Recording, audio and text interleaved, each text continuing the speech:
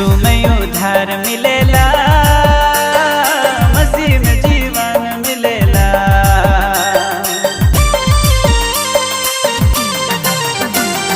यीशु में उद्धार मिलेला, मसीह में जीवन मिलेला। नया साल मेरे अपन जीवन के प्रभु में समर्पण करा। नया साल मेरे अपन जीवन के प्रभु में समर्पण करा। गवा तोरे भैया झुम झुम के, गवा तोरे बहिन ताली बजाई के।